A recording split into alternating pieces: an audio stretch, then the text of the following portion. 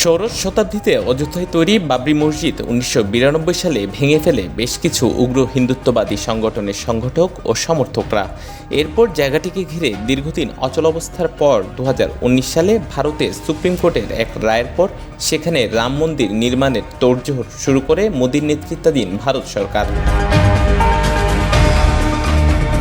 2023 সালে প্রায় 1800 কোটি টাকা খরচ করে তৈরি করা হয় এই রাম মন্দির।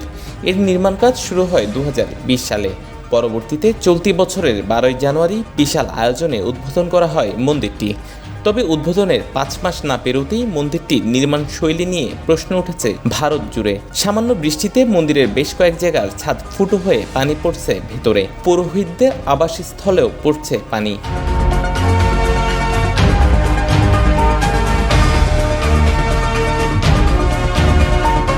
এছাড়াও বর্ষার প্রথম বৃষ্টিতে মন্দিরের চারপাশে থাকা যোগাযোগ ব্যবস্থাও ভেঙে পড়েছে। উল্লেখযোগ্য ক্ষতি হয়েছে অযোধ্যার পরিকাঠামোরও, যার ফলে মন্দিরের ভেতর এবং আশপাশের কমপ্লেক্সে পানি জমেছে।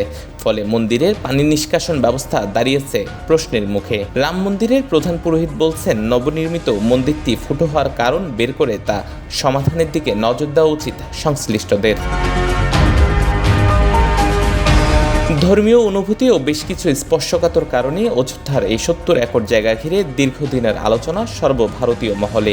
এছাড়া দেশ বিদেশেও এটি চর্চিত হয় প্রায়শই। মন্দির উদ্বোধন উপলক্ষে ভারতের তারকা ও সরকারদলীয় রাজনীতিবিদদের অংশগ্রহণ থাকলেও আয়োজন বয়কট করেছিলেন তৎকালীন বিরোধী দলের প্রায় সকল রাজনীতিবিদরা।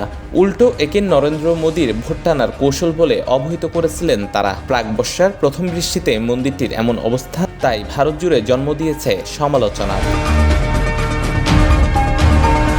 Desk news, CBN TV, USA।